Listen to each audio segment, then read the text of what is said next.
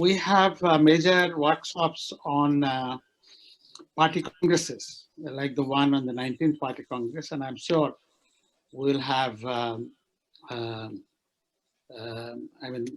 think younger people now will take the lead. We'll organize something big about the 20th Congress. Now, Fifth Plenum, we decided to have a intense discussion on for three reasons. One, it is in the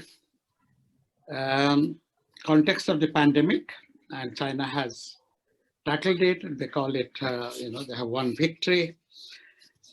And so how they have related various domestic and international problems through the crisis that the world is still facing. India has just crossed 9 million US deaths. Deaths have crossed 130,000 and so on. Okay. The second reason is that this is the 14th five-year plan proposals of the Central Committee. Every five-year plan begins with these proposals. Even though the proposals have not been published, they have indicated the broad guidelines in the summary of the communique and press conference, press releases, and so on. And we will have a major discussion on the 14th plan proposal once, I think after the NPC adopts the plan in March. So that is the second reason.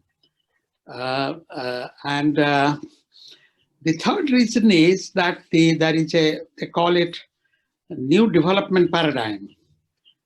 They have been talking about this for some time. First, it was about changing the pattern of development in the 13th plan, then new development philosophy as a part of the Xi Jinping thought. Then, but this time they have talked about this together with the dual circulation economic strategy, domestic and international. So these are extremely important things, and there are other reasons, as you will see from our four experts who will begin the discussion. And we have a very clearly laid out schedule. We have 10 minutes for each panelist. This is not a panel discussion, it's a workshop. So we'll have more discussion. And at the end of 8 minutes, you will hear 2 minutes left. And 10 minutes, at the end of 10 minutes, you will hear time up. So please, because we want more discussion, that will be followed by discussants statement. Ambassador Kishan Rana will kindly do that, has agreed to do that, 5 to 7 minutes. And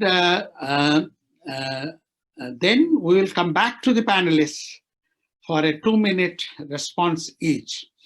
And I have suggested that the panelists also should raise, issues with each other or raise suggestions or something that the others can pick up. And after that round, we have requested on the 4 presentations, 4 or 5 respondents specifically. They will come, and then the panelists come back again, 2 minutes each. And then we'll have more discussions from the floor. So with this, let me invite the first presentation giver, Professor Hemant Adlakha. Hemant. Thank you, Professor Mohanty, or you prefer me to call me Manu. Manu, yeah. Thank you so much. Thank you also for conceiving, planning, and rallying all of us to participate in this discussion. Since our time is limited, so I will skip the basic introduction to the Fifth Plenum and the 14th five-year plan as Manu has already spelled it out for us. I'll straight away begin my presentation, which actually yesterday I had completed my own draft for today's presentation, and which was actually quite longish for the 10 minutes presentation, and it was around 2,500 words. So this morning I thought that I'll edit and reduce it, and I started working on it, and I ended up adding 1,000 more words to it. So, I don't know how am I going to do justice in 10 minutes, but what I would do is I would be perhaps skipping some parts and maybe sound very incoherent and jumpy in the greatly forward fashion also maybe. But the gaps in between I'll try to make up during the later discussion and the question and answer session. Well, to begin with, the two main documents were approved at the Fifth Plenum, which lasted for 4 days. What is interesting about these two documents, as they have been mentioned in Chinese language, is there is a slight tweaking in the nomenclature of the 14th five-year plan in Chinese. Although in English it sounds the same, in Chinese perhaps there is some debate also that they have used the word Huihua, not Chihua. Normally Chihua is for plan, but for this particular 14th five-year plan, if I literally translate it into English, it sounds like the economic and social development policies for the next 5 years, not the plan. Although in the English language reporting and discussions, this has not been pointed out. Anyway, to move forward, I broadly divide my today's presentation into two parts. First part will look at the domestic debates and discussions in the context of COVID-19 and the US challenge, and also the communique of the Fifth Plenum. Now, in the mainstream media, both within China and international press, the timing of the convening of the Fifth Plenum has been emphasized. That is amid a changing international environment whereby China faces unique challenges in light of an increasing hostile United States, as well as the spread of anti-China sentiments around the world, especially because of the COVID-19. While in the international press, reactions to the holding of the Fifth Plenum vary from one extreme to the other, that is from being dismissed as a routine, bland, and nothing spectacular kind of a document to highly significant in that it provided a window into Chinese domestic politics as well as the party's assessment of China's place on the world stage. Now, the event has been extensively reported in the Indian mainstream print and television media, but as it is, the Indian media largely replicates or carries the reports from the Western press. However, a notable contribution analyzing the event has come from veteran China watcher Dr. Manoj Joshi, who actually calls it the new long march of China. But Joshi falls short of explaining whether the so-called new long march implies China's goal of attaining the superpower status or striving to enhance prosperity and enhancing the quality of life of all people in China, both in the medium and long-term goals set by the plenum. Within China, besides the official mainstream media, the Fifth Plenum agenda, including the next 5-year plan and the longer roadmap envisaged for the next 15 years, have been discussed intensively for quite some time now. When, as all of us know, that this is not just a one night or on the eve of the plenum exercise, the working out of the draft plan actually takes almost 10 months to 1 year, and hundreds and thousands of experts, scholars, bureaucrats, official cadres are involved in the exercise. So the discussions also have been going on, especially since May this year, when for the first time Xi Jinping had outlined or coined this terminology of dual circulation. Now, broadly, three overall approaches may be discerned from the media reporting and the commentaries available within China. These are, first, the status quo position, which mainly reflects the current government and the CPC regime's vision of further deepening of the market reform and the new economic mantra of dual circulation. Second, scholars and officials, especially of the Ministry of Commerce and others, insisting that the PRC authorities must work towards avoiding at any cost decoupling with the US, because they don't see Chinese economy prospering without economic, financial, and technological cooperation with the US businesses in particular and the Western businesses in general. And the third, ideologically driven critique, not only fundamentally opposed to the above two schools of thought, but at the same time a strong advocate of reduced dependency on the international finance capital. Let me discuss the third school of thought in a bit more details. I also wish to point out that the third point of view reflects the opinion more prevalent in the academia, including universities, research institutes, and think tanks, etc. The whole debate is to be viewed in the backdrop of crisis in quote at home, and not necessarily in the context of the monumental changes the world has unseen in 100 years. That's again a very pet coinage of Xi Jinping, which is getting a lot of traction in the Chinese debates. Some translations say it, momentous changes the world has never seen, etc. Now, in the I'll slightly jump here to one added dimension to such debates is the resurfacing of numerous articles on the internal factors leading to the collapse of the Soviet Union. In this context, Lenin and Lenin's writings are back in circulation, both within the CPC debates and in the academia at large. Of course, much of this discourse is not being mentioned or reported outside China. And here I want to point out that as Professor Mohanty had laid down the structure or format of this discussion, this is the area which I think needs further investigation and research and discussion. Some Chinese scholars have brought up the issue of what Lenin, towards the end of his life, in a speech referred to the USSR as a transitional society.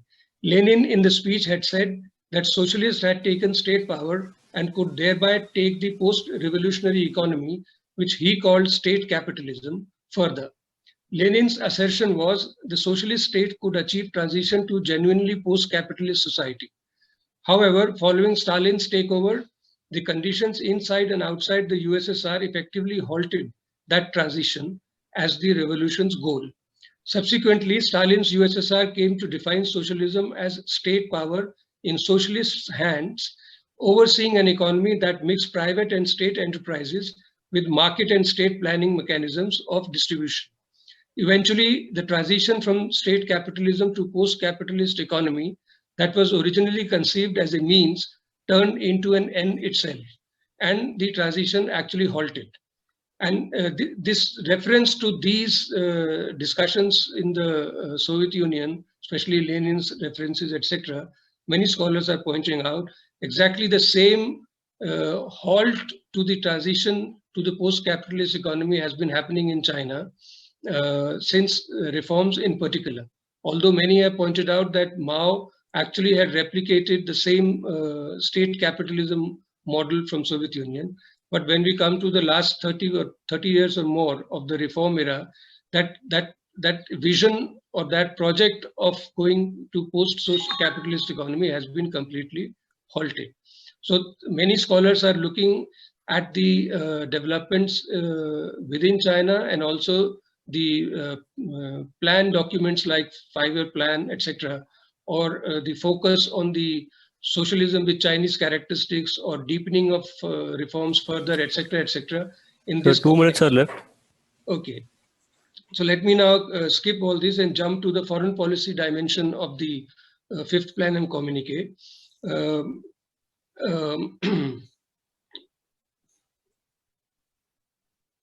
And broadly, the timing and the communique of the Fifth Plenum has been welcomed in the Chinese commentaries as the reflection of the determination of the party to deal with the challenges, especially coming from external environment, but also the social crisis which is mounting within China. That's a long thing. I had to skip that part, but I'll come back to it during the discussion. But broadly on foreign policy, there are 4 kind of arguments or approaches which have been highlighted. First, the political war, and not so much the economic or tech war the US has been waging against China. The United States is today the world's sole superpower, and in most aspects is stronger and more powerful than China. Wan Chun, most of us are familiar, he had been to ICS also. He recently wrote a very widely read article in which he said that the only way China can avoid being bullied by the US is to challenge the US dollar by strengthening the renminbi. Second, the second external challenge is the Sino-Indian relations. In past years, especially following China's increased national strength and rising economy during the fifth five-year plan, India has been feeling nervous and jittery. India started nibbling China's territory in the western region and has been indulging in provocative behavior. I'll explain it in more details later. Third, several hardcore US allies, such as countries such as Australia, Canada, Japan, and some countries in Europe have been compelled to choose sides in the ongoing US-China power game and have been acting as small irritants for China. Fourth, most elites in the third world countries are still under the influence of the US and Europe, seeing opportunity arising out of the deteriorating Sino-US relations. These countries have been making petty, irritating moves to create a wedge between China and the developing countries, which is proving detrimental for China in some aspects. Okay, now to sum up, I must confess the Fifth Plenum communique, like most other Chinese policy documents or top leader speeches, apart from being densely written, is mostly bland in prose and style. I really admire and applaud all those who have to go through these documents and then explain them to the rest of us. But it is most important document the CPC has prepared at a time when China is faced with a deepening crisis both at home and external challenges. There is a particular reference in this Fifth Plenum communique to Taiwan. I'll come to that later, both on Taiwan and the Biden presidency. Thank you. Thank you, Hemant. Very, very useful and many insights, especially a reference to the social crisis, which the external discussion has not really captured very much. Thank you very much. Now, may we move to some of the economic and social issues with Ritu Agarwal, Associate Professor in JNU East Asian Studies. Ritu. Okay. Yeah. Thank you very much, sir. So I'm very happy, that Professor Adlakha has actually contextualized some of the very important issues, in the sense that China is actually going through a set of yet another crisis, according to what I'm going to look at. It's a kind of another agrarian crisis, which China is actually almost knocking at the China's door, and that is something is very important to understand, given the the current international economic situation, as well as the domestic compulsion which China is facing in today's time. So in this particular situation, I'm going to talk about this agrarian crisis, which actually the present political leadership is finding it difficult to grapple with when they are talking about the 14th five-year plan. So in this case, before this, when I was reading the documents about the plenum as well as the news reports, there was a very interesting press conference by Hu Chunhua, as well as a series of seminars and conferences he was presenting and attending, talking about rural stability as well as modernization of agriculture. And he was also welcoming this rural harvest, the bumper harvest managed to achieve even amidst the pandemic, the global pandemic. So in this kind of a situation, and then on the other side, there was a kind of a talk by Xi Jinping himself, where he was traveling to Shanxi and other provinces, talking about merging of villages to the cities, Xiangsun Chengxinhua, rural revitalization, as well as talking about yet another kind of a industrialization with China, industrial farms which China should create as compared to the US. So this is a kind of the agenda which they're trying to catch up with. So in this kind of a context, what are the kind of the compelling pressure which the present political leadership is facing in the rural scenario? So in this situation, there are three kind of a competing pressure which I have identified in this talk. One is, of course, there's a kind of a attempt to create a new kind of farmers, the farmers which actually consider to be entrepreneurial, and which wants to work on profit motivation as well as a market-based approach. Second set of issues they have is talking about the modernization of agriculture, where they want to modernize the agrarian set of problem. They want to modernize agriculture in coping with the market demands. And third is, of course, the major important crisis which China is facing now is the protection of the farmland. So this is the three important pressure which the present political leadership is trying to address by a series of policy documents which Xi Jinping himself from the 2018 has released, talking about revision of the rural land contracting law, as well as the various documents talking about the modernization of agriculture. So what are the important problems which China is facing now, and which the Fifth Plenum has talked about, that we have to work towards building a kind of a new kind of a situation where agrarian crisis can be grappled with. So in this situation, I will just talk about 3 points, given this, the shortage of time I have. See, one problem, the main one set of issue is that somewhere I get an indication. I mean, people who are working on this for a long time, Professor Manoranjan Mohanty himself. I mean, you get an impression that somewhere Chinese state or Chinese political leadership is getting frustrated with the smallholder peasant economy. And when I'm talking about this, we will see that how in the last few years there have been a kind of a compulsions, building towards a kind of a commercialization of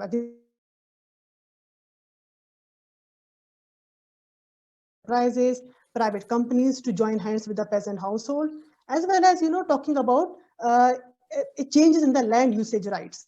So somewhere there has been a kind of a pressure created by the political leadership on the farmers, where they have to think of something beyond this small scale substance-based peasant holdings. So in this kind of situation, a new kind of a vocabulary which has been generated over the in the last few years in the newspaper reports, as well as various conferences, where they say that we have to work towards an entrepreneurial form of farming, where either the farmers can be motivated to produce for the market on the one hand, or they can be discontinue farming or get into some kind of a wage labor, or they basically work towards engage with the integration with the market production. So somewhere there is a kind of there's a this kind of a feeling which has been created that the small scale peasant holding is not suitable for China any longer. And in this kind of in this scenario, there is a kind of a devaluation of land which has been created by various newspaper reports. Now there's economic devaluation of land, where people say that the land remain idle because many people are migrating to the cities for wage work as well as for the profit motivation, various profit seeking activities, or the land remained unused or idle because the people are actually who are left behind in the villages are either old or they're not ready to work on it, or in the given market pressure, there's a input problems, there's subsidies, there's no subsidies for inputs, there's fertilizers and pesticides are so expensive. So state has withdrawn support from all this kind of the chemicals, Professor, fertilizers. 8 minutes are up. Okay, market, etc. People have to produce. So in this kind of situation, there is a pressure on the peasant to produce something for market without the state support. So this is how the one point was that this is how they created the kind of atmosphere that a small scale peasant economy is no longer viable for China. Second point I just quickly come to is that how they have made a changes in the land usage patterns by making a kind of a the dragon head enterprises as well as the private enterprises to become a kind of a important player in this land contracting system. So in this kind of situation, that there's all kind of a pooling of, leasing of, or shareholding or swapping of all kind of a land holding patterns which is emerging in China, basically to give a preference for a commercial enterprises. So you have the point is that there's so much of discussion in the newspaper about this left behind villages. So we heard about the left behind children, we heard about the left behind the women, but now we are talking about the left behind villages, where there's a problem of income gap between rural and urban areas. There's a problem of the wheat and the soya production which has to be increased at the higher level.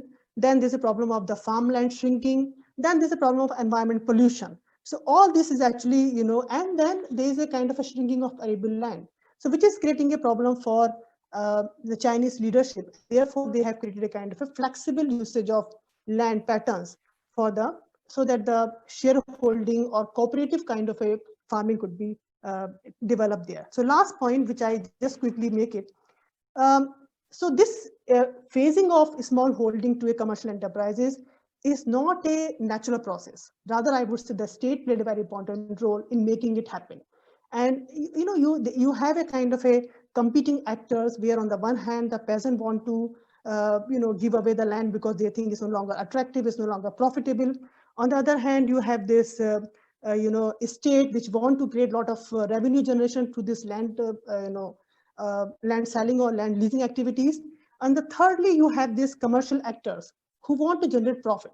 And in this profit seeking activities, the one actually obstruct the others, and depends how much you can actually earn profit there. So this kind of a the scenario, the problem is that how to grapple with this population where you have to think of leaving and especially in the COVID time where all this cash crop became rotten and there was no market because of the perishability of the cash crop. So all these issues become so much of difficult for the Chinese political leadership to grapple. So this is going to be a persistent problem for China from all these three fronts, how to understand the agrarian crisis in China. So I stop here and I can Thank you. Thank you very much, Ritu. For the discussion, if there's any. Yeah. In the proposals for the 14th plan, there is a major section on rural revitalization and agricultural modernization, and you have given us many insights into that. Thank you very much. Next, we move to the party structure and personnel and leadership pattern with Dr. Bhim Bahadur Subba, now in Central University of Hyderabad, Department of Political Science, Assistant Professor. Bhim. Yes, good afternoon, sir. And once again, a very momentous day for all of us to be here and discuss our own understanding about the Communist Party of China. So I would today, when I went, was checking about on the document especially, and as the group also knows that how we were really passing the documents from Chinese and also from commentaries from different sources and all. So actually, this year my job is quite easy, I would say, because no more personal changes have really been discussed. And however, that doesn't mean that there were no personal movements before or after the plenum, because we see, and yesterday also, like when I was observing the party documents, we saw like at least like 4 or 5 provinces in China have really the governors have become the party secretaries of these provinces, and this shows that definitely what the party is really when we see, although the party has really looked into following the same old norm, at least we tend to see that although Xi Jinping has tried to bring in a lot of his followers with him, but as a structure and still following the same party line and the party norms, that the old, I mean, especially if you look into the new party, the new party secretaries, especially in Yunnan, Jilin province, and Guizhou, and one other province, which Hunan, which their party secretaries have been actually, these 4 party secretaries, some of the prominent party secretaries have been retired. And if you look, what was when we see, although we tend to see that the party secretaries have been retired after reaching the age of 65, means they have no more time to stay in the Central Committee, because they were there in the Central Committee for the last 15 years, and now before 2021, they have no chance to move up to Politburo institution as such. So therefore, you tend to see that the governor or the vice the deputy party secretary taking positions of party secretaries of some of the provinces. However, if you wonder before the plenum, the changes, especially into various state institutions, the central, institutions, especially per se, you tend to see, the increasing number of the directly appointed party secretary, at the junior level, and also in different provinces. We see a rising generation or rising recruitment or promotions of post 70 generations. And in one of my, actually I remember I'm sharing one document in April, May, there you tend to see the post 70 generation actually being highly promoted in almost all the institutions, and per se, especially more than 29 to 30 personnels have been actually each phase is being promoted to different state at the same time at the provincial level, at the union level, at the central level, they're being promoted. And just before the plenum, when we have to see is that the promotion of party secretaries or the personnel moving, the cadres being officially appointed to different positions on October 20th. Also, you see at least 5 to 6 important party cadres, senior party cadres being appointed as deputy party secretaries. Now, after that, if we follow the documents, the party documents from the organization department, we see a lot of personnel being changed in every provinces. And today I was checking out in the morning the average number of personnel being promoted and being transferred to different provinces. At least the average is almost like 10 cadres, senior cadres in different provinces. So therefore, although the plenum didn't discuss, but however its policies, its pronouncements has really made an impact in how personal movements have happened. If you tend to historically, if you look at the Fifth Plenum per se, it was only in 1980s, and if I'm not wrong, in 1985 when Teng Xiaoping and the other, then the old, the Red Guard generations, that they really made important personnel changes at the Politburo level and at the State Council level. Since then, we haven't seen much of discussion on personnel level, personnel movements and party structures at the Fifth Plenum. However, that doesn't mean that Fifth Plenum is not important. But one of the important aspects, before I think I think we'll wait for launch into Q&A sessions for later. One of the important aspects we tend to see in the last at least in this Xi Jinping's second tenure, post 2017 onwards, especially at the diplomatic level, the senior diplomatic level, we tend to see, we observe by different appointments and all, especially if we have to look at focus at South Asia.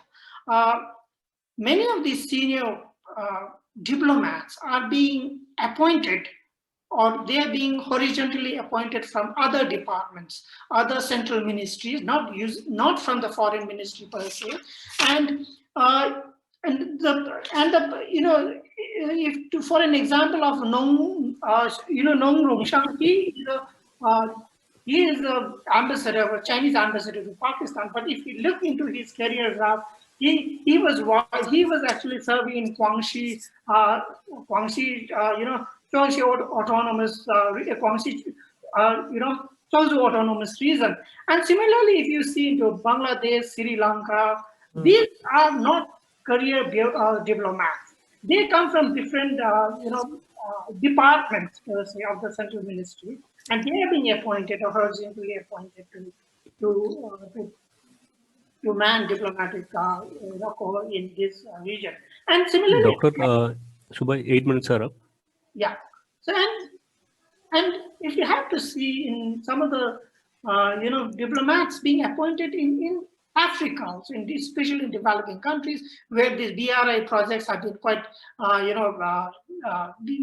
and other, important projects, economy engagement with China has been quite vibrant. There we see, and especially in so-called minority-dominated,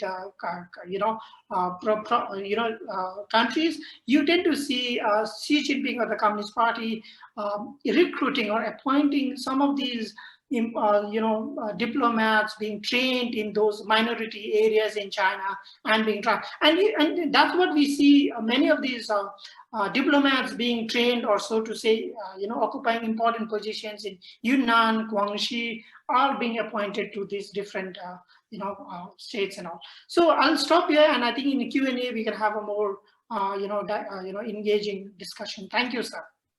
Thank you. I think this is the personnel policy aimed at consolidating Xi Jinping's personal leadership on the one hand, and implementation of all these newly initiated policies. Thank you, Bhim. Yeah, thank you. And we will have more on the personnel in the Q&A.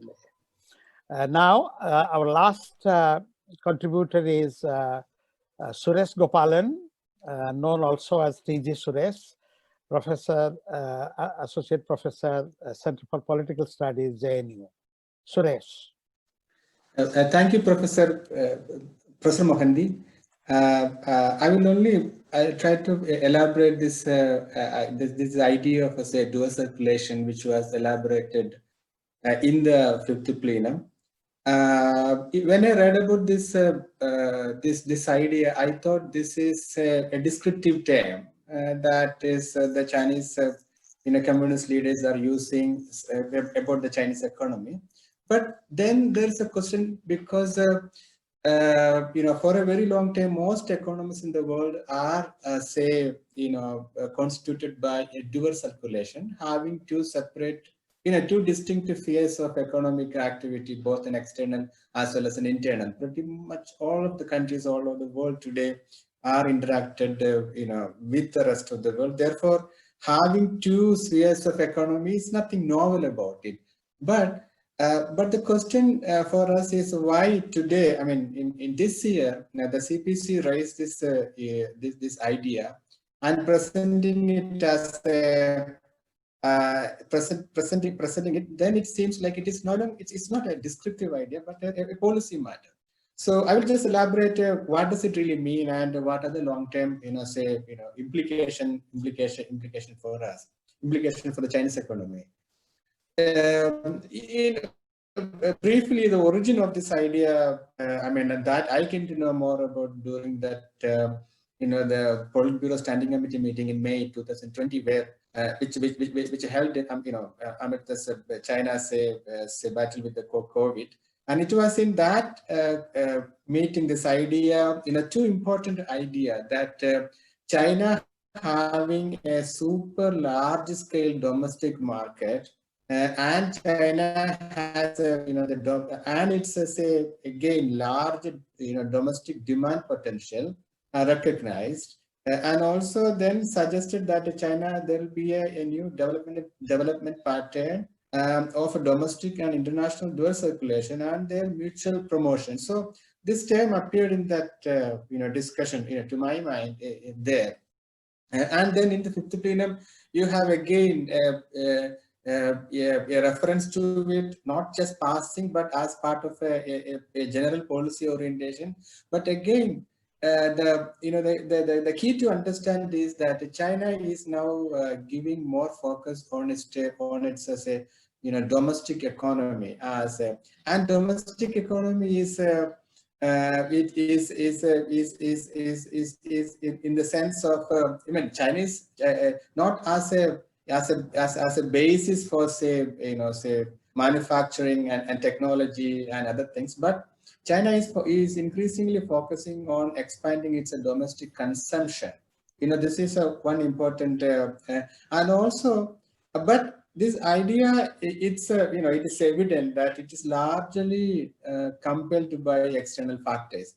two things. Even before the pandemic set in, we know that the global demand was falling, and after the say COVID pandemic, there is a serious erosion of China's international standing and reputation. Not only many say governments and political leadership, many European countries are there's strong resistance to accommodating Chinese economic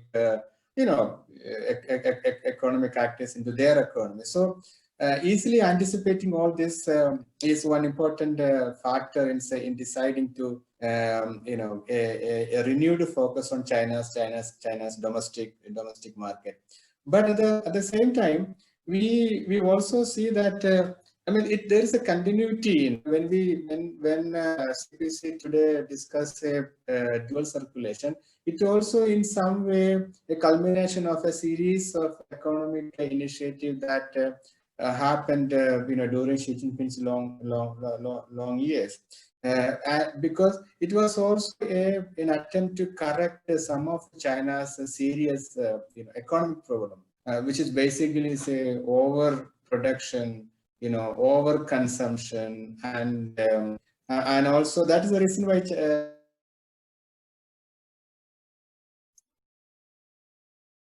we lost your voice.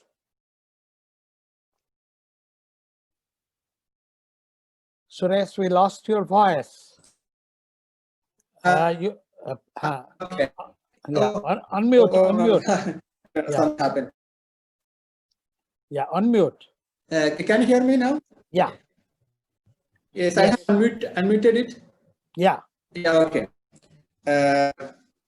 So the two things. One is that the one key theme that Xi Jinping has been consistently articulating is this supply side structural reform, which is basically to reduce, this overproduction and also to reduce, the large volumes of inventory that the Chinese companies have piled up.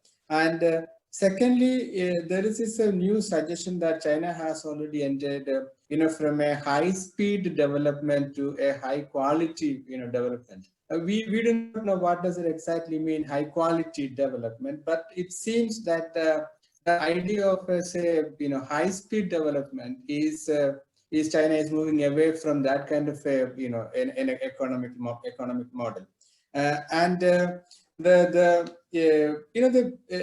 to understand this concept more clearly. In fact, this idea of circulation we read about in Karl Marx Volume 1, where Marx had elaborated the circuit of capital, and then he goes on to goes on to elaborate how whole cycle of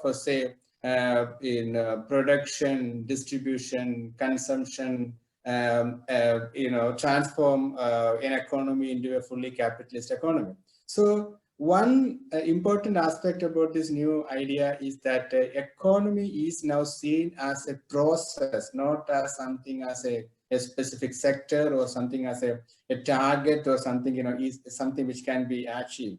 So in a way, perhaps China or the CPC may be anticipating in course of time, in the future, there could be disruptions in the circulation. There can be short-term problems. There can be disruptions within certain circuits, etc., etc. So this I found it gives the CPC a lot of flexibility in terms of explaining their own economic policy towards domestically and also to the rest of the world.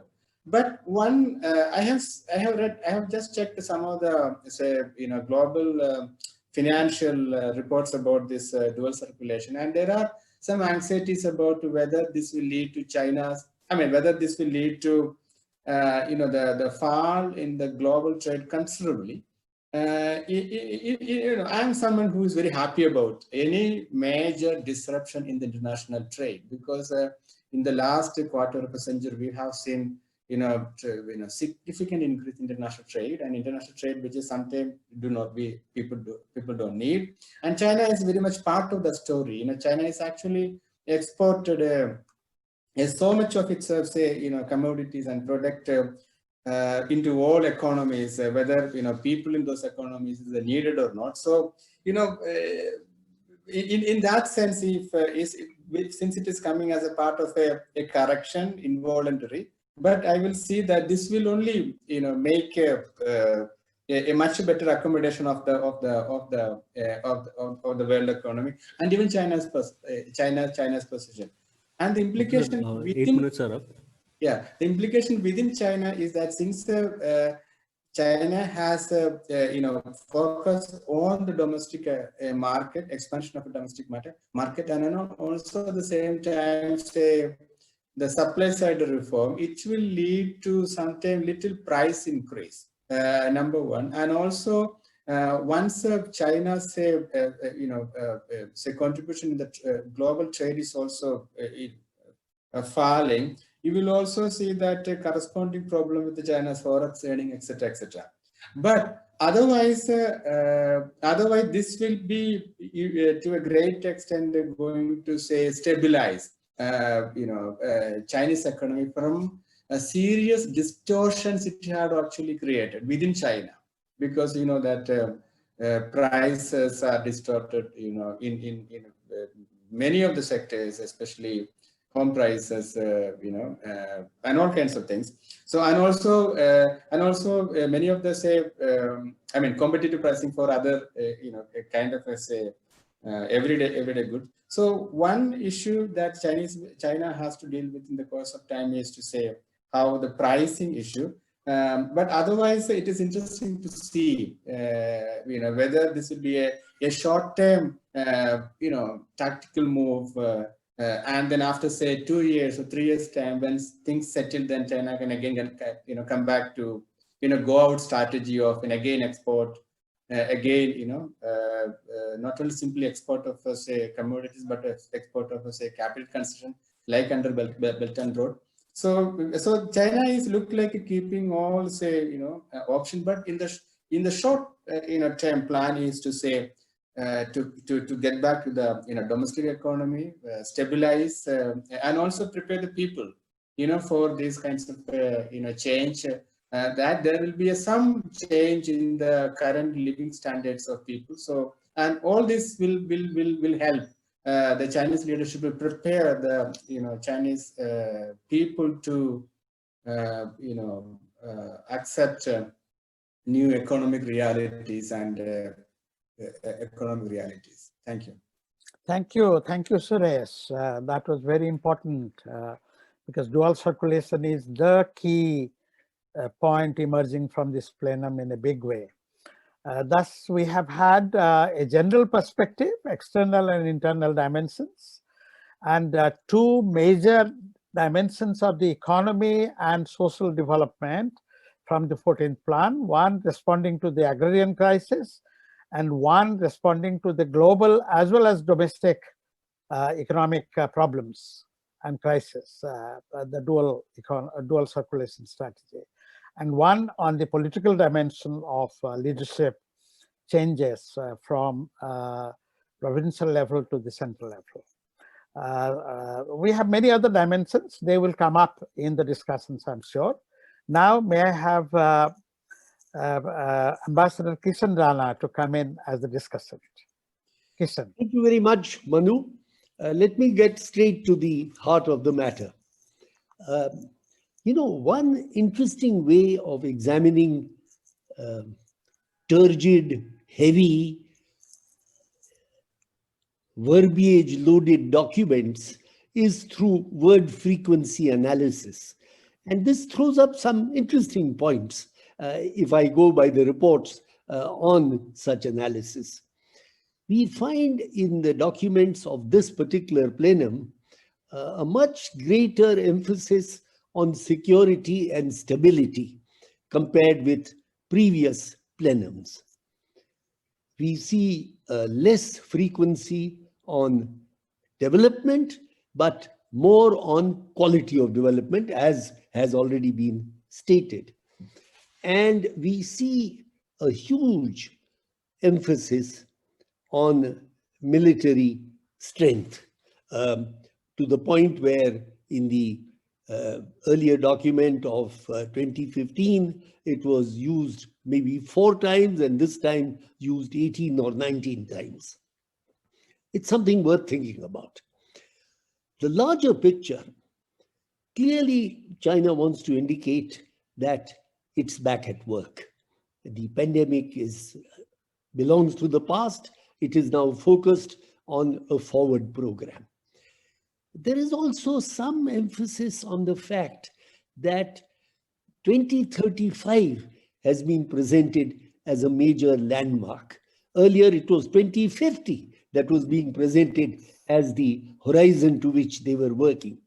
And somebody has speculated that maybe 2035 is the time when President Xi will reach in the normal course the age of 82, and that is the age to which Mao had lived. He's now 67. Is that the time horizon to which he is working? That's just a question. As for the 4 presenters, Hemant underlined this point about deep concern with stability. And Hemant's analysis is very much based not just on the documents, but on the context, on the other material that has been flowing through the Chinese language academic and other articles, and that is, of course, extremely useful. He also emphasized that there is much concern with the Soviet collapse. I think the world outside of China has perhaps not quite taken cognizance fully of the enormous impact that the collapse of the Soviet Union has had on China. It is, shall we say, the nightmare scenario for the Chinese leadership, to put it very gently. I find it intriguing that Hemant feels that there is more attention given to India than in the past. He didn't use that expression, but that, I think, was implied. Does it mean that there isn't so much talk now, so much discussion in the journals, in the academic writing about Japan, for example, as the other potential adversary? But I'll just leave that as a question. Ritu emphasized very much a point, again, not picked up anywhere in the commentaries that I've come across, about a potential looming agrarian crisis and the problem of land and utilization of land. I think, Ritu, this really is very, very interesting stuff, particularly the notion that there is, in fact, an internal discussion, some controversies perhaps over the potential commercialization of land. I hardly need to stress that that would really be a major game changer in the country. Beam brought out some very interesting points. Beam, I should congratulate you on what seems to be real analysis on your part, where you emphasize that the post-1970 generation is getting a lot of rapid promotions. That is to say, people who are 50 years old or less. And the other point that you brought out, again, not seen very much in published commentaries, is that the 4 or 5 provincial changes that have taken place on the basis that people who reach the ripe age of 65, I wish I was 65 again, have been guillotined. And they are, shall we say, off with their jobs. So here is a leader who is now 67 and looking to a horizon of unending leadership, because the constitution has been amended. He is now packing the court with young types. That's very interesting. I was also fascinated by what you said about the diplomatic service undergoing major change, that for the first time, people from other departments, other agencies are coming in to high positions in embassies. That's something worth thinking about. And finally, I will refer to the points made by Suresh Gopalan. Suresh asked a very interesting question. He said, isn't dual circulation really the normal process in every country? It is actually.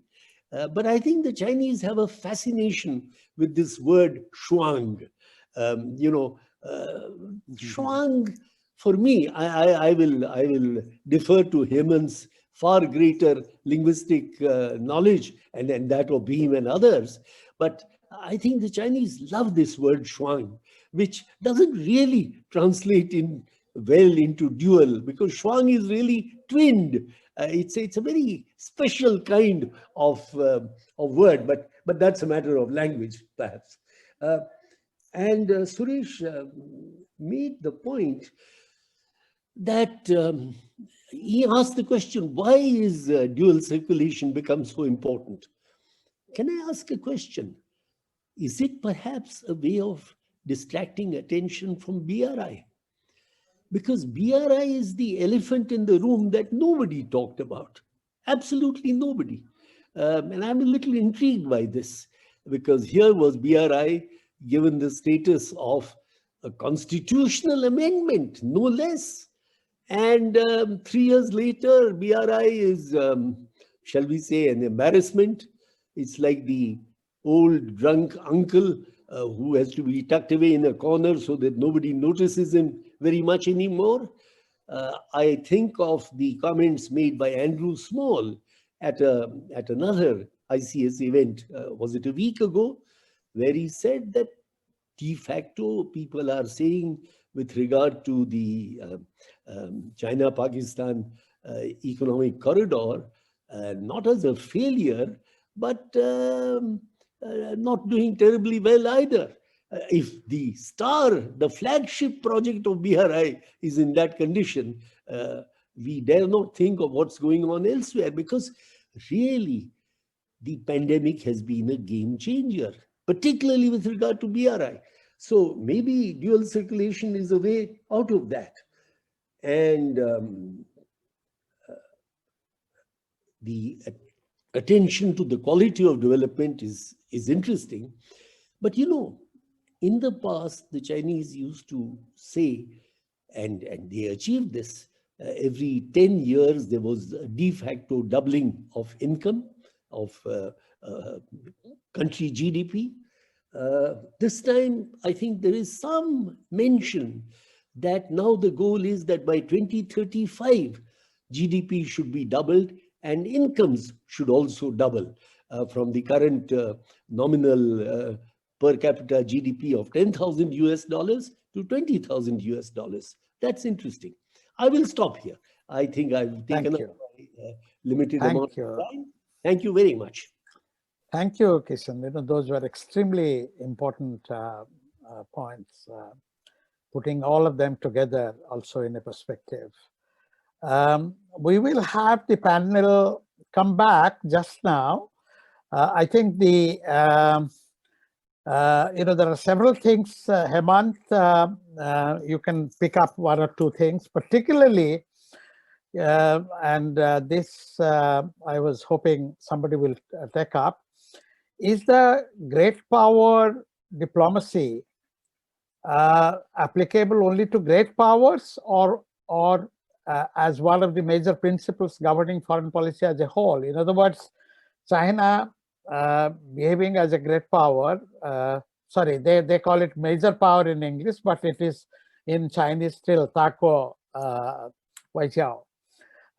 So the major power diplomacy, is it an ingredient of the foreign policy that is applicable to all behavior of China in all respects?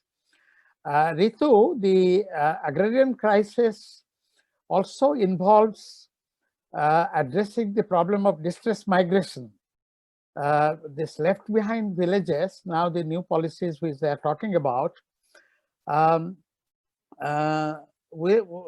do they address the question of distress migration to the cities, where the problem, this also Suresh can take up later, the new urbanization is that addressing this rural-urban, the crisis linkage. What are the new employment generation plans besides the integrated zones in rural areas and so on? There are several new ideas for the rural revitalization program. Bhim, is Xi Jinping already done with the challenge he faced from the dissidents, from those who wrote those letters, those even though now he seems to be totally at ease in his seat of power. So what is the state of dissidents? Are the debates still raging? And Suresh, in the dual circulation strategy, how do you relate it to the fact that the pandemic context, because dual circulation is a product of both rectifying China's overdependence on exports, as well as because they have been talking about building the domestic demand for the last 15 years, from Hu Jintao onwards. And this, export driven great success of Chinese economy. Is it a corrective strategy, or it is a larger global response to the fact that COVID has exposed the need for a certain degree of indigenous production, at the same time a certain degree of necessary global integration? So the imbalance in globalization during the last 30 years, and China was promoting this imbalance, in fact. Is that realized in this debate of dual circulation? So those I will add to what the ambassador has already stated. Now, Hemant, 2 minutes each.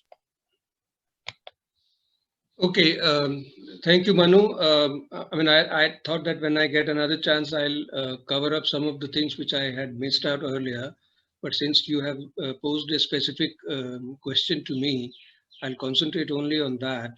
And as I had mentioned earlier, that many commentators or scholars in China of the international relations and strategic affairs, they have seen the Fifth Plenum and the communique more in the light of a confidence which gets conveyed by the Fifth Plenum communique, especially the way China has decided to outline the roadmap for the first 5 years from now onwards, and then the 15 years long-range plan.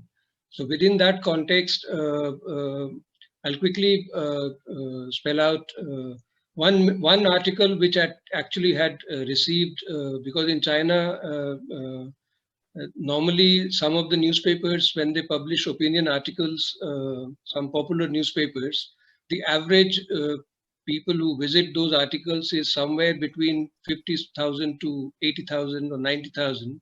This particular article, which was the first article actually discussing the foreign policy dimensions of the Fifth Plenum, appeared a week ago. And within 24 hours, there were more than 250,000 visitors to this article. And which again cannot be a part of the state propaganda, because this is an article by a scholar who specializes Sino-US relations and not necessarily a party functionary or something. So the fact that more than 250,000 visitors read the article or at least visited the website of this article within 24 hours speaks a lot about this. And the main point of this scholar was that the Fifth Plenum actually diffuses the fear among the younger people, especially the netizens in China, who are kind of nervous and facing a kind of a panic crisis by the negative image which China is confronting in the outside world. So that was the main point. And then it goes on to elaborate 4 major areas of Chinese diplomacy, in which the first one is the big power diplomacy, as you had pointed out earlier, and then the neighborhood diplomacy, and then developing nations diplomacy, and then international forum and in other bodies diplomacy. These are the 4 areas, or 4 challenges rather, for the Chinese diplomacy to confront in the current situation of the anti-China mood prevailing in the world. And within that, China's success, the article or other commentaries also, they go on to say that China's success is not bad at all in all these 4 fronts. And the only major challenge remains the Sino-US relations, which they still continue to, many commentators still continue to say that Sino-US bilateral relationship is the most important bilateral relationship in the world today. And then, as Ambassador Rana had referred to my mentioning the India dimension in the China's foreign policy worldview, yes, I had written it earlier also, 2 years ago also, that Japan has increasingly been replaced by the potential threat which India poses to China's overall international strategy or national strategy, etc. And more commentaries actually have been coming forth, especially in the last 6 months since the Galvan issue had happened, that India is seen as, I mean, I'm not saying India is seen as a challenge, but India is seen as the biggest irritant, which can create problems of this kind or that kind for China in the coming days. Thank you. Thank you. Thank you very much. Now, Ritu, please. Yeah, thank you, sir. And thank you, Ambassador Rana. I think it was, very interesting comments you gave. See, in case of rural China, the distress migration, especially in case of COVID-19, when all this migrant population has went back to the countryside, and there's a huge task now, to bring them back into the rural areas, especially when there is availability of very less land, as well as people have lost interest in farming. So the main question is here is that if you try to change the arable land or the individual household system into a kind of a collective farming. So in this collective farming, how will you ensure the social protection for the peasant household? Because what happened is that, of course, the usual right, which actually the individual household transfer to the companies or the enterprises or the big agro-based companies. In this kind of a situation, there is a kind of a lease which has been signed for a particular fixed period of time. Now, in this fixed period of time, you cannot take the land back before that. Second, all the usage of land, etc., has been decided by the people who have taken the land from the individual landholders. So in this kind of situation, suppose there is a kind of a crisis or there is an employment or livelihood crisis, whom do you fall back upon? So you have a kind of a shift from an individual household economy to a kind of a collective economy, or sort of a shareholding or cooperatives or a kind of a joint stock based kind of a system of management of land, but which doesn't ensure any kind of a social protection for the peasantry, especially in today's time. Suppose they are coming back from the cities, especially when there is a kind of a problem of employment generation. Now, coming back to the villages, what kind of employment schemes they have created is another kind of issues, because earlier all these peasant households were involved in, poultry, pork raising, or all this cash crop production. Now, in this cash crop production, also in terms of this COVID-19 has created a big problem, and people have lost a lot of money because they were not able to sell, transport, marketing, because the perishability of the cash crop has made this entire production system or network of this, what you call the food value chain, so difficult for the farmers to understand. So in this situation, many places, there was a kind of a huge loss for the farmers because they could not supply all this product to the market. So this again created a kind of a question mark for this, shift from a grain cultivation to a cash crop production. And only thing they can do at home, in the villages, basically involved in a, infrastructure development, but especially in those areas where you have a kind of a, road construction or other kind of a lucrative business opportunities. But that is actually, so they become a kind of a wage labor into the land, which is given to the cooperatives. So this is a kind of a peasant differentiation, which has happened in a big way in the rural China. And this has become a kind of a use by the political leadership as a platform where they wanted to indicate that peasants are no longer interested to work on the land. So might as well to use this value of, they have used the two principles, quality and efficiency. So to improve the quality of agriculture product because we have to compete with the international market.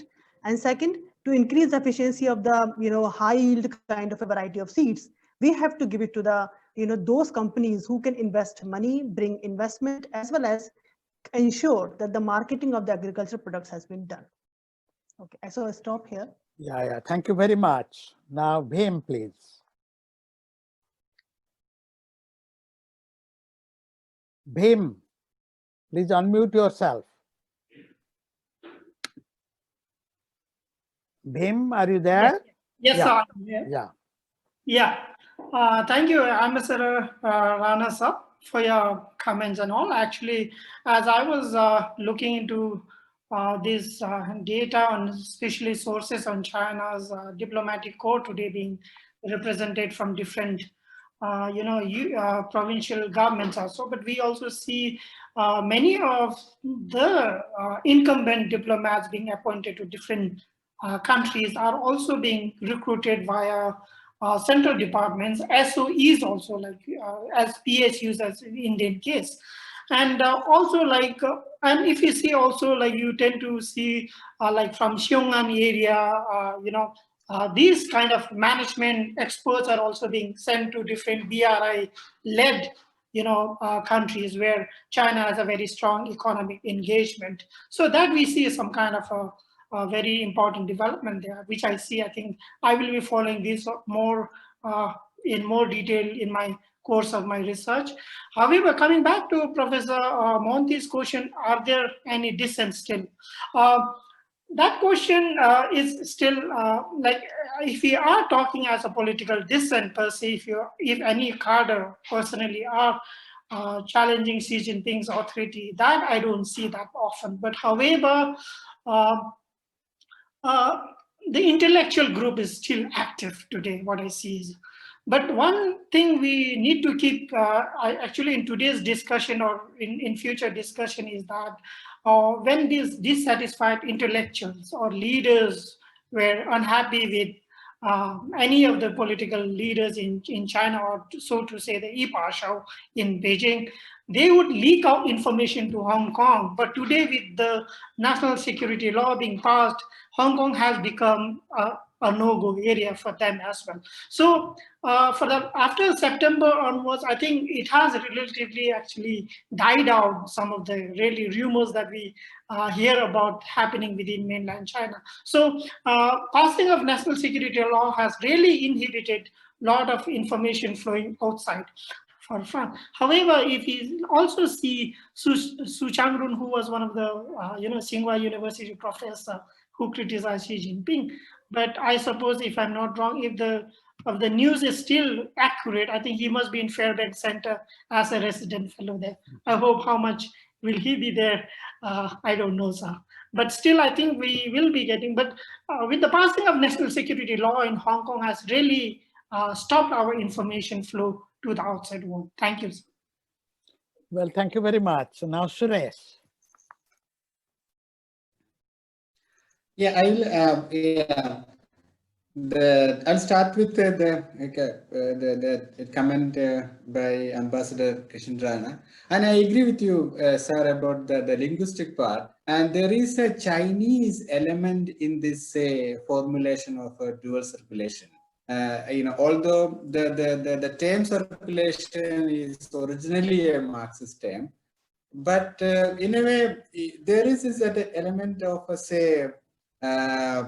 how to put it, a certain kind of a dialectical understanding, if not, that is coming. And the advantage of such an understanding is that it gives you enough of flexibility to move around that idea and then respond to short-term problems and crises and etc. It's a very interesting idea. I mean, you can see that a distinctively Chinese approach in the way that idea of circulation and dual circulation, it's a complementarity, and today they are focusing more on say domestic. We do not know, maybe after 3 years later, when the global demand increases, and then the Western and North Atlantic popular mood is prepared to back the Chinese commodities, they may say that now the external circulation is more important, and so it offers Chinese Communist Party leaders a lot of leverage in terms of, say, focusing one at some time today and then another time. So I'm very, very impressive, very, very creative, linguistic invention. Of course, actually Marx used it as a critique of the capitalist, formation of a, early modern in a capitalist way, and Chinese Communist Party should not have used it, for their kind of, capitalism. That is irony of all our part. And secondly, yes, it is true. BRI was, in other words, an export of China's capital construction capabilities. And it simply left, we see the trail of debt it is leaving in many parts of the world. And many countries, and it was not at all a demand-driven idea. But in many countries they don't need all these big airport or seaports or big highways and etc. So and there was a good that the timing, because there is already very clear opposition to BRI project, coming in many parts of the world. So in that way, it is not only distracting attention from BRI, but I think leaving that that light from BRI. We do not know whether BRI is giving a quiet burial. I think this is the right time to do that. So there is there is that aspect. And in fact, what Professor Modi said is very interesting. And there is this imbalance in the globalization, and the China's globalization, where China used a labor-intensive, say manufacturing, and export, which led to a situation where in advanced countries they have to leave say their own working class in serious economic crisis. And we can now see what it led to finally in the entire Midwest. The American white working class is now discovering their savior in a billionaire, and then he is using whatever possible policy he has to say strike at China. So it is, in a way, sir, I think it is certain historical cycle is getting completed. So this correction is very much important for China's sustenance, because China is although the only way China has enormous fine organizational capability to micromanage its institutions, societies, etc. That is its strength. But at the same time, the kind of a problem it has created in course of this kinds of development is will lead to because the whole idea of say the sad part is that China doesn't have any different economic idea.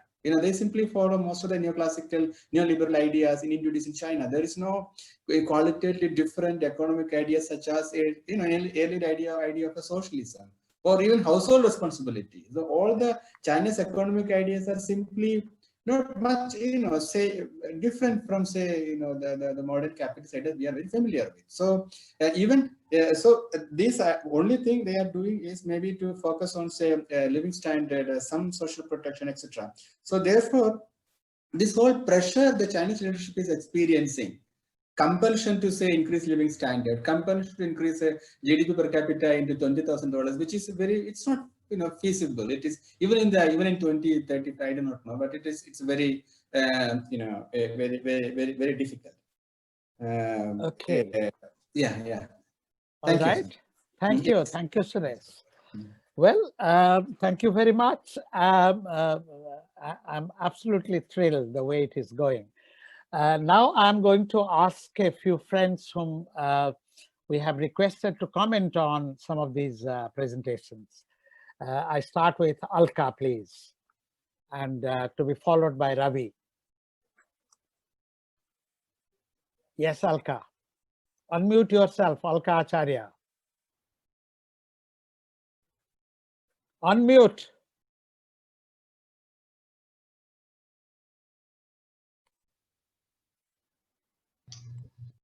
Yeah, Yeah. now you are unmuted. Yes. Yeah, it kept telling me that the host has muted you. Anyway, Okay. thank you, Manu. I must absolutely second your assessment that this has been a fascinating discussion. And since we have limited time, I'm going to come in with 3 quick points, which are in the nature of a reaction to the presentations that have been made, but also opening up the issue for further debate and discussion. I think I'll start by saying that we must see this 5th plenum in the backdrop of 2 major factors. One has been over the last 1 year, clearly growing negativity and hostility towards China. The international environment, I would say, has been really tough for China, possibly the toughest since the late 60s. And so that's really the one part of the backdrop. And the other backdrop is that within this increasingly hostile environment, we have a discourse which is perpetually raising this question whether the China growth story is over. Has China peaked? Has China's manufacturing coming to an end with all the global value chains going to be reformulated and all? So in the backdrop of those factors, I see this 5th plenum as a kind of Xi Jinping's response to these dominant discourses. I think it is intended to reflect his confidence at one level about his abilities to take China further on their chosen path and reach the goals that they have identified for themselves. It's reflecting his power also to over the Communist Party, of course, and over the Chinese people, that he can take them all along and go further. So in many ways, the 5th plenum becomes Xi Jinping's agenda. Despite what they have referred to as the profound adjustment in the international balance of power, and despite the fact that they see that there are further opportunities, but also challenges in this unfolding situation. At the second level, and in fact, what Hemant was referring to, that within this, there is a whole discourse about where is the reform headed, or what is going to be the nature of the new stage of reforms, because it's quite clear that the reform story will continue, China's opening up will continue. And in fact, there are 3 elements in this discourse on the reforms that strike one as interesting. Number one, the notion of socialist modernization. That's certainly undergoing a transformation. It's not the kind of discourse we heard in the 80s or the 90s. Xi Jinping is trying to redefine socialist modernization in the context of the new technologically driven economy that is going to come about. And therefore he talks in terms, so that whole idea about China still being in the primary stage of socialism for the next 100 years, that's gone. So clearly he has reframed the time frame. High standard of market system. So what I mean to say is that I would like to see an unpacking of this section on the economic reforms and how they have coined a whole different set of phrases which need to be understood. What does high standard of market system mean? So that's one part of the story. The second part is that he has identified this big agenda. Clearly 2035 is when China is going to have a near majority in terms of middle class. I think the 5th plenum agenda is a kind of an aspirational message for this class, which feels, I mean, all the participants have spoken about the kind of apprehensions or the kind of problems and challenges. So this is a new aspirational message that we are on track, and these are the new opportunities, these are the unfolding kind of areas, and China is going ahead. And inbuilt into this aspirational message, I think very clearly, is that China will close the gap with the United States. in all the kind of areas that Xi Jinping has identified. The last bit is about the stress on security and stability, and there I would go that yes, that's really been in many ways a kind of a bedrock of Chinese politics and political economy, this stress on stability. And there I think Ritu's presentation was very interesting, because when we look at the challenge that the quote-unquote agrarian crisis will be bringing to the forefront, what is going to be the party's response? So is there opposition within the party? Sure, there will be. But I think the greater challenge now is going to be negotiating not the internal factions, they've always been there, not the opposition to Xi Jinping or the top leader, that's always there, but how this new center province dynamic, and therefore in many ways the nature of the leadership in the center and provinces, is going to sort out this issue of how to address the challenges. I think I'm just going to stop there. Yeah, thank you. Beam, just a response to Beam, that if Hong Kong is no longer an avenue for getting secret information, how about Taiwan? Okay. And many other sources. Now, you very rightly said that the new economic strategy is driven by science and technology. In fact, the 14th plan document begins with that, whatever proposal they have. Science and technology, innovation-driven strategy is the primary thing, along with 4 other dimensions. Therefore, I have requested Ravi Bhuthalingam to come in as a discussant. Please, Ravi. Thank you. Thank you very much, Manu, for this very fascinating subject and the excellent discussion that we have had so far. I'll be very brief. There are 3 points that I want to make. Firstly, as you have said, science, technology, and innovation lies at the heart of the 14th plan. This, in many ways, is both a continuation of previous plans, particularly from the 11th five-year plan, but is also an intensification of that theme, because if we go through from the 11th, 12th, and 13th, the 13th be carrying the stamp of Xi Jinping, we find that science, technology, and innovation have an increasing presence. And in this plan, it is very clear that the dominant driver of economic growth in the future, in whichever sector, agriculture, urbanization, international trade, industry, services, will be innovation. And that's the message coming through. On specifics, the story is very much the same as earlier spelled out in terms of priority areas, made in China 2025, etc. But of course, there are some nuances. COVID has made health and life sciences come to the fore. That is reflected. There is an increasing emphasis on semiconductors and chips because of the technology war. And interestingly, there is a new term being used, neural sciences.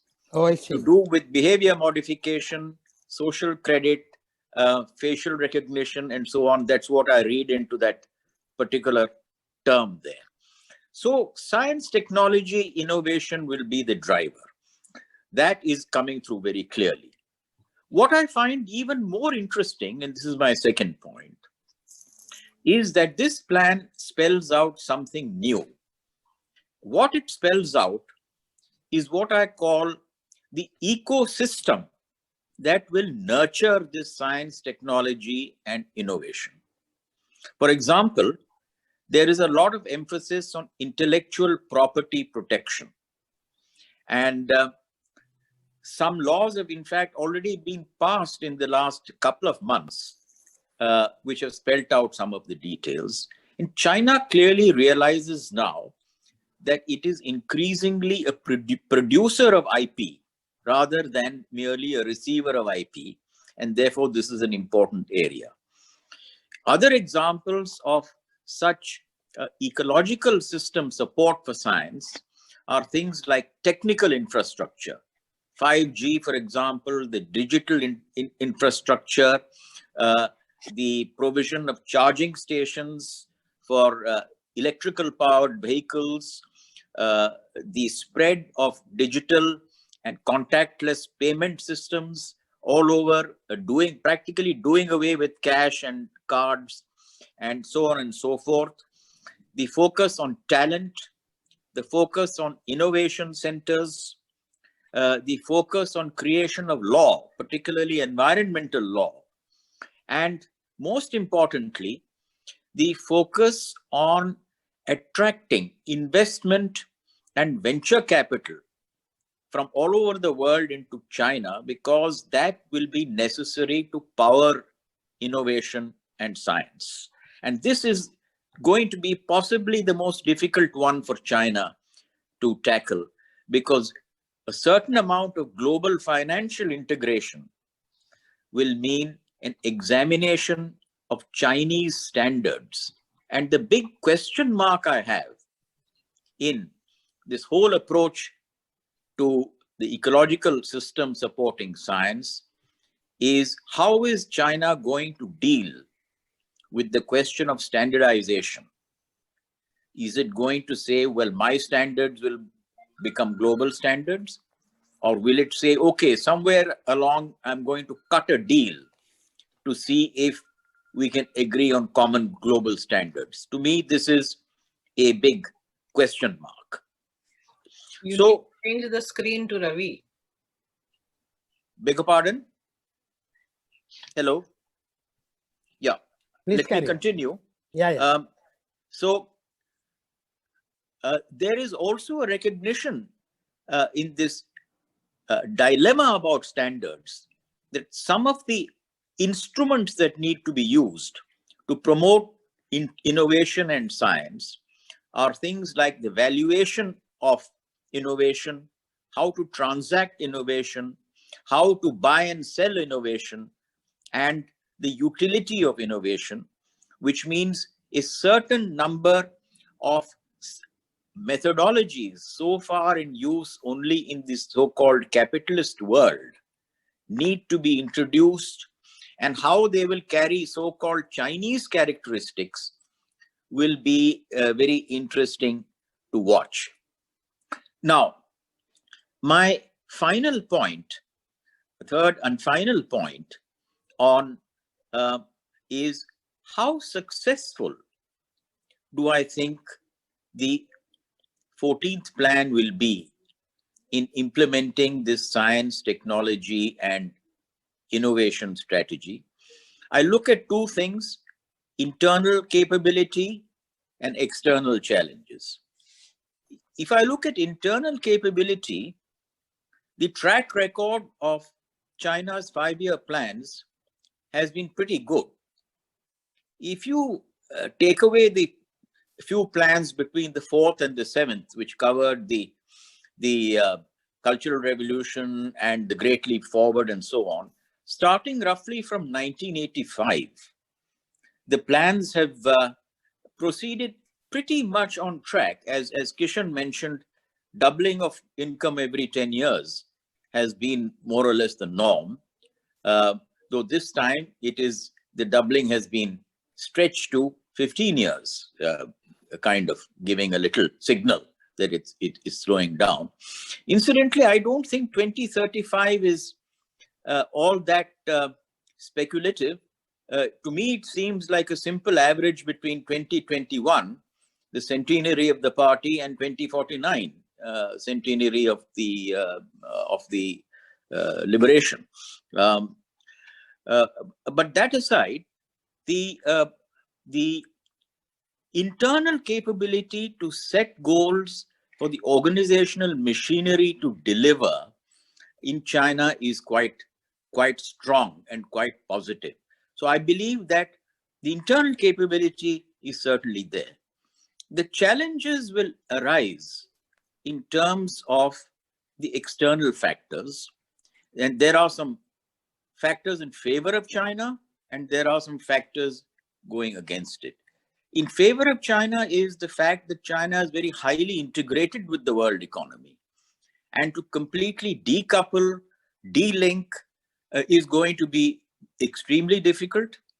A large part of Asia is already linked. The RCEP has come in recently, and that's going to create even stronger linkages. There will probably be a China, Japan, Korea free trade agreement. So to decouple from China will be extremely difficult.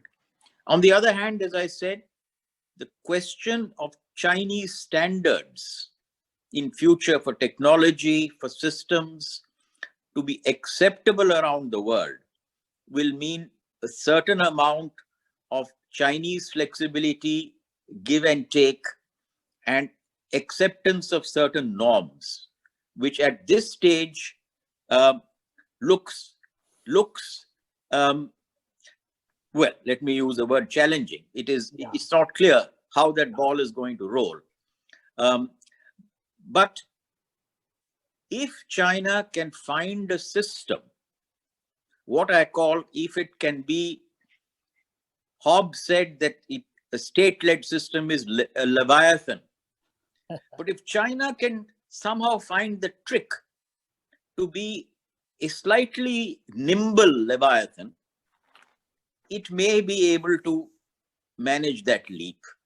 But if it sticks to a system where that is not possible, that may well happen. And I therefore see, and this is my closing remark, my interpretation of the use of dual circulation is a kind of insurance policy that China has taken to say, we would like our standards, Chinese standards, to be global standards. But if that doesn't happen, we are big enough and large enough to have dual circulation, one for China and one for the rest of you guys. Thank you so much. Okay, thank you. That was a marvelous compliment to the discussion so far.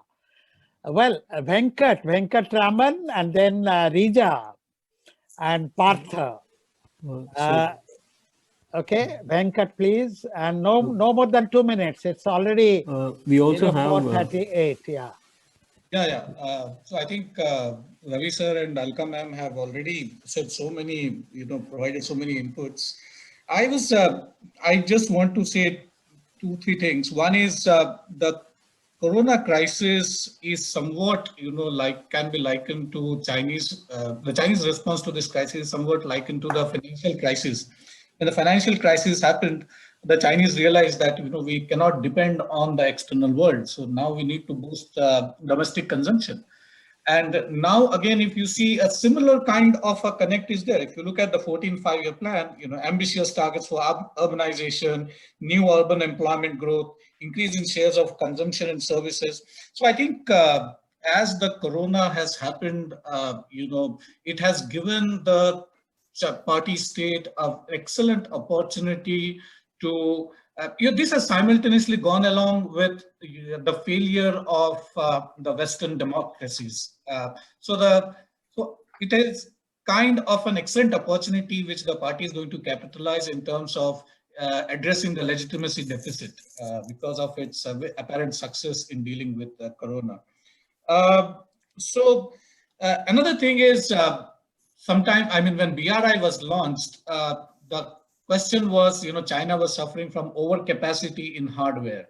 But now, in the last 6-7 years, China has made major headways. And so it, coming back to quality, aspect which Suresh was speaking, I think as this quality thing is to be emphasized, there is a very conscious effort by the party to be very self-reliant in terms of science, technology, investing more on R&D, and coming up with its own unique development model.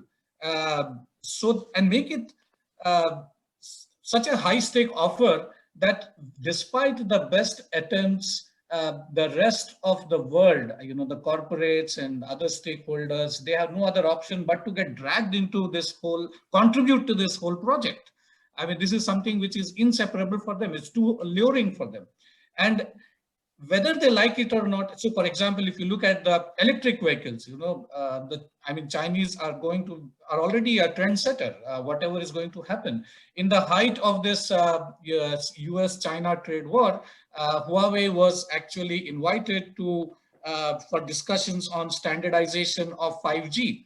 So these are the kind of developments which are inevitably going to attract the external players, and that kind of enticement China is exactly wanting to create to combat this call for isolation.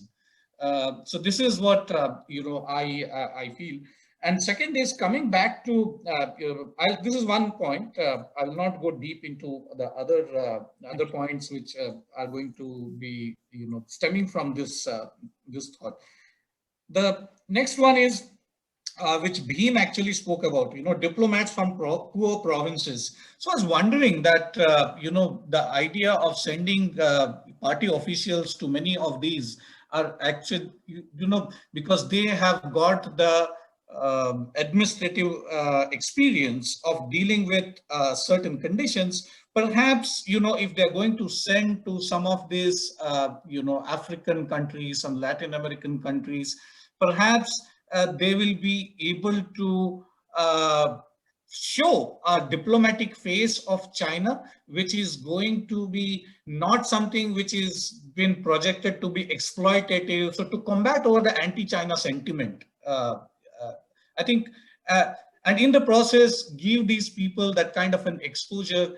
So I think it's a very well thought out diplomatic move in its foreign policy front. So I'll stop here, and then maybe others can. Yeah. Rija, here you as the scholar, not as a host. Rija, please. Rija Nair. Yes, sir. Yes, sir. Thank you, sir. Sir, can you hear me? Yeah. Hello. Yeah. Carry on. Carry so on. I just want to make one quick comment, and maybe if allowed, if I can make one, ask a question as well. Yeah. So as evident, it's a development and innovation and dual circulation strategies. These are the main features of the plenum document that I find. And the term development in itself has received at least 72 times the term development has been mentioned in the document, with more emphasis given on high quality development and innovation driven development, in addition to a balanced development between urban and rural areas, peaceful development, green development, etc. So it's very clear that there is a clear shift that is a shift from high speed development to high quality development that China is focusing on. So in this context, I would just like to ask a question to Professor Suresh. Sir, could you please shed some light on how this emphasis on high quality development, the dual circulation strategy, and boosting domestic demand, how will this will shape the policies related to urbanization in the next 5 years? Will there be more emphasis given to development of county towns? Because if you read it in the backdrop of President Xi's speech in April this year, he had emphasized on the role of county towns in boosting domestic demand. So, so if you could please throw some light on that. Okay, thank you. That's his area. Partha, are you there? Partha Mukhopadhyay? Professor Partha Mukhopadhyay. Professor Soli Benjamin? Soli Benjamin, are you there? No. I don't think pencil. Okay, then PK Anand. Anand, are you there? Or are you already in Taiwan? No, sir, I don't think he has joined. He hasn't joined. Professor Anantagiri. Yes, your question. Please take a minute, because now I will ask the panelists to respond. Just a minute. Thank you. Quick question. Thank you so much. Out of many important issues, one theme was on the high quality of development. Yeah. And linking this to Mr. Bhuthalingam's point that there is an emphasis on growth of environmental law.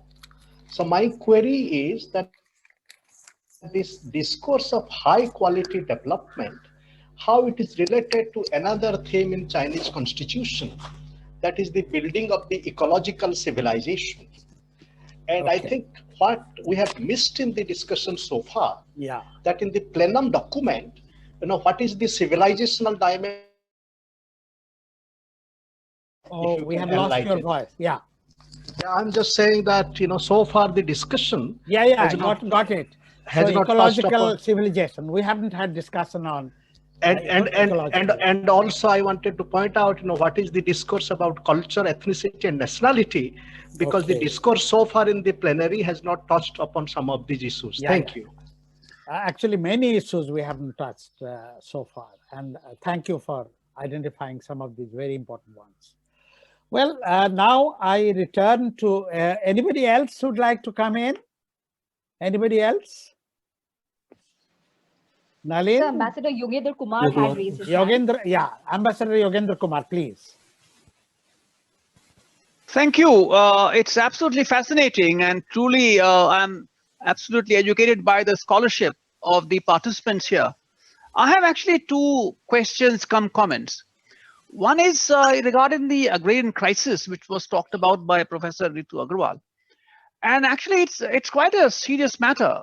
And I know for certain that in the Soviet Union, they were grappling with it until the very end, starting with sovkhozes to kolkhoz, and then finally a little bit of private sector was allowed to develop. And finally, the stage came when Gorbachev, in his negotiation with the West, was actually talking about food grains, to be given as aid to the Soviet Union, which the economy is collapsing. And now you find in the case of China, China is importing food grains. So actually, from what is being talked about, actually, it's very interesting that perhaps even in the case of China, I mean, they've been struggling with the issue from the very beginning. So actually, I'm quite fascinated by this discussion as to how this particular thing is to develop. My second point actually is regarding the events surrounding the NPC, the way it's taken place. One, of course, is that, and this the plenum, you mean the plenum. That's right. Sorry, the CPC plenum. Yeah. And I'm saying actually because of what I read in the Western media or the Japanese media.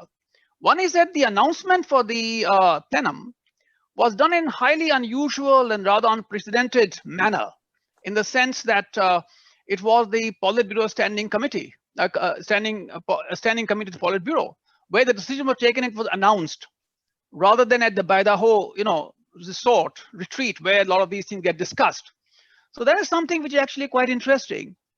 And the second thing here is that, I mean, if you draw this comparison, again, the NPC and then this plenum, the praise for Xi Jinping was much more fulsome at the time of the NPC than I find actually here. And in between, again, the comment that I've read is that one point, of course, is that in the case of Li Keqiang and Xi Jinping, Li Keqiang had been stressing on the small scale sector, something which I get the sense that here the emphasis is much less on small scale sector, like it talks about the street vendors and so on and so forth. Whereas now, of course, the talk is for a much larger centralized kind of units of production and that sort of thing. So I'm wondering how it all plays out into the issue of how the plan is going to be implemented. Of course, one has noticed the fact that, just one second, one has noticed the fact that no growth target was announced, except to say in general term that in 15 years time, the Chinese income will develop, the per capita. Thank you. Thank you very much. Anybody else? I see Ashok Kantha, our director, is back. Nalin Suri, Ambassador Suri. Thank you, Manu. I'll try and be brief. This has been such a rich discussion. Maybe we should have many more sessions on this. There are 2 or 3 comments I'd like to make. I think the importance of the 5th plenum, given the circumstances in China and the external situation facing China, has to be stressed. It's a very dense document. I think analyzing it, you can take it word by word or line by line. There is meaning, sometimes ambiguous meaning in different parts of the document, but that is part of the consensus building process. But my comments are basically on 3 or 4 other issues. this talk of domestic consumption becoming the driver of development in China is not new. It started under Churungchi, started at the end of the last century. What has happened, in fact, is that there has not been enough success on this subject. Now, you can say domestic demand accounts for over 50% today, but the point is that is not adequate by the standards of any developed economy. So I think you have to not give too much stress on this fact. This is an ongoing process. And that brings me straight to the issue of science and technology. I mean, if you remember the 4 modernizations, the 3rd modernization is science and technology. So the process of stressing science and technology and innovation has been there from the very beginning, like defense. So as the economy has developed and the focus on S&T has continued, if you look at this last century, the percentage of expenditure, if I am not mistaken, by China on S&T has kept growing steadily. The scientific output has kept growing steadily. Now, for them to now focus on innovation makes sense not only because of the developments within China, but also because of the restrictions they are facing from outside. Now, that brings me to the issue of the BRI. It is true that this plenum document does not speak of BRI in extenso, but the document is a very short one relative to what it could have been. And there are 2 important references to BRI. The difference is this time they are talking about the BRI being developed jointly in both cases. And I think that's important. Consult the country where you're going to be doing this project. How you consult, if you consult seriously, is a different matter. But I think the other point to bear in mind is a lot of what they wanted to do under BRI has already been done. We should not judge BRI's output or efficacy or success or otherwise simply by the CPEC or by Sri Lanka. I think a lot of work has been done under the BRI, which is now irreversible. It will have problems, yes, but I think the BRI will continue, but it does not require the same stress anymore that it required earlier. I mean, this is a point of view. And my final point I'd like to make is that, the issue of agriculture has been dogging the Chinese ever since they started the 4 modernizations. Now, if you remember a few years ago, Wen Jiabao, in a party document and in a plenum, if I'm not mistaken, I forget the exact reference now, had actually announced that there would be a minimum amount of arable land which would be kept reserved for food grain production. If I'm not mistaken, the figure was 95 million hectares, but this can be checked by somebody. Now, if you are now saying that this land is now going to be diverted, I think that will not be accurate, because what China has seen in the last couple of years, including this year, is with pig production being affected, grain production being affected, they are becoming dependent, much more dependent on the international market than ever before. And if you have more people like Trump come along, the market will become even more difficult for them. So let me stop at that, but I'm just going to say that I think we should have more sessions on this. Thank you. Thank you. Thank you very much. In fact, Chungfa number 1 every year identifies the grain production area also, or gives a guidance towards that. Thank you. Now we have quick responses from the panelists. Hemant. Just 1 or 2 minutes, please. Okay, thank you. I'll be very brief. I mean, on the basis of the discussion by various commentators, I just wish to read out 3-4 lines. It's not a puzzle, but maybe sort of. The Fifth Plenum communique said the CPC would continue the policy of boosting domestic demand and push forward technology research and innovation. But this is from the Fifth Plenum 5 years ago. Yeah, correct. So in China also, there is a lot of discussion on this, that unless there is a concrete vision in the plan or by the party or the government, that one, how the party or the government is going to quickly enhance the wages of the 600 million Chinese who are living on the margins, then all talk of dual circulation is mere rhetoric. And it is coming from the master storyteller who has been very good at this game. If you go back to whether it is new normal or supply side or Chinese dream. Okay. And this I am not quoting or referring to the Western material. This is coming from China. Number one. Quickly, number two, a couple of days ago also there was an article which actually ridiculed another article about Fifth Plenum, which appeared in the party theoretical organ Chushi, Seek Facts. And this commentary, which appeared 3 days ago, it said that unless the party or the party ideologues take concrete measures in the sense of, for example, they say that the focus of this Fifth Plenum as reflected in the 5-year plan and the 15-year long-term plan, focus continues to maintain the dominance of capitalist market and private profit and reforms. Unless this goes, unless the further deepening of reform is reversed, and unless the comparative advantage theoretical approach to labor force is reversed, there is no chance, there is no scope of increasing the wages. And therefore, if that is not done, then stability and security is going to be the main primary plank of the party policy orientation. Thank you. Thank you very much. Ritu. Ritu, please. Yeah, quickly. I agree with the ambassador and as a Dr. Kumar. You are right. There is a limit of 1.8 billion mu of arable land. It should, as a kind of a red line, we should not be touched for any kind of a construction purposes. But the thing is that I'm not saying that they will commodify all the land, but the problem is that within this given, lesser, the quantity which is going down further and further. So within this lesser quantity, how to, as you yourself is saying, they are importing almost grain, corn, wheat, another kind of a product from, and given this US-China tension, the soybean product export becoming, import from US becoming such a problem for China. So there was suddenly, there was this demand of changing the farmland into a soybean, large-scale soybean production. Something they were trying to do with this kind of a land. So the problem is that within this lesser quantity of land, where the farmers are not able to produce much because of the demand for investment. The problem will be that how to bring this investment from outside with the agro-based companies. So that will be kind of a new terminology for the rural China.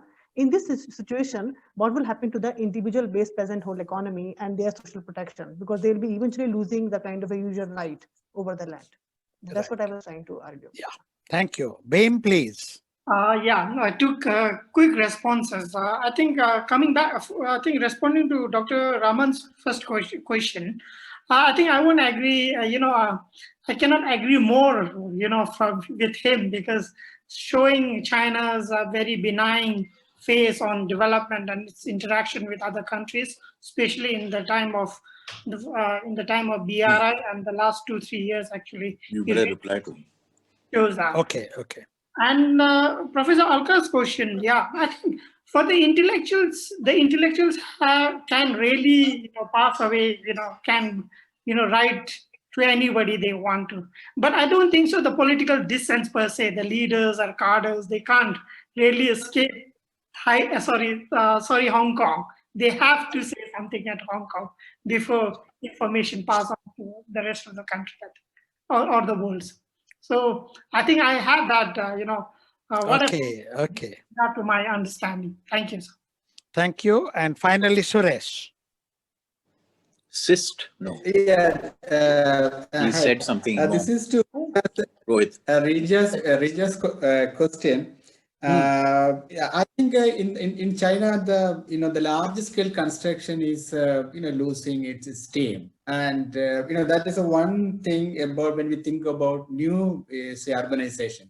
So the main reason is that China doesn't have today a demographic cohort which can be engaged in the construction of the labor intensive construction of housing and etc. So that is one aspect, but I can share my own speculation about the move towards a high quality development, which is basically China.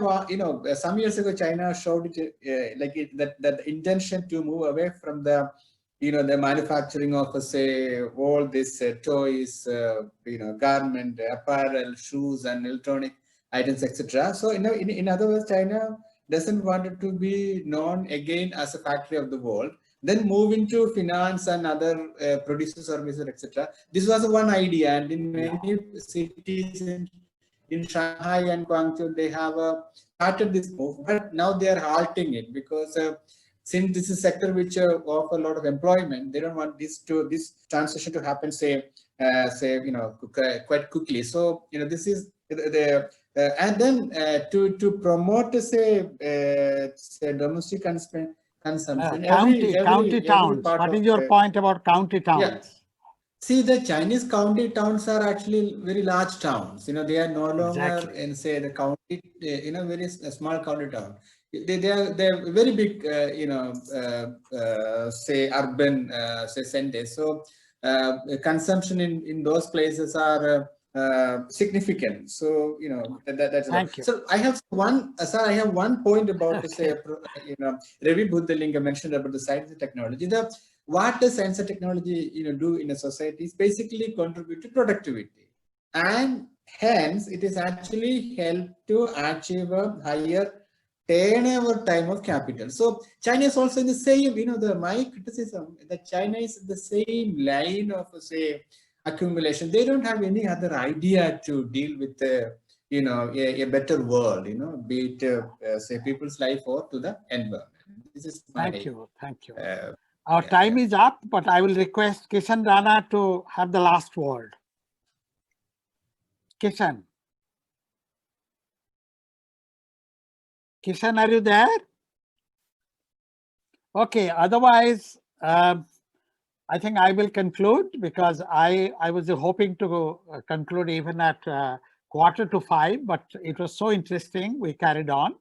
We could carry on, as Nalin Suri said, we should have more of this. I will only say one sentence. I think the Fifth Plenum is a key to understanding contemporary China's new initiatives.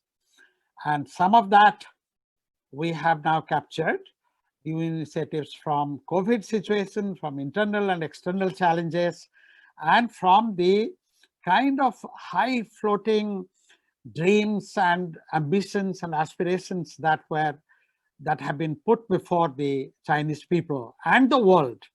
Therefore, they themselves have created new challenges. I think we get some clues to what China is currently debating and trying to do, and what are the different policy options, what are the areas of continuing debates and ambiguities. I think all of you have contributed richly to some understanding of that. Thank you all very, very much. Thank you. Thank you. Thank you, Thank you. Professor. Thank you, sir. Thank you all.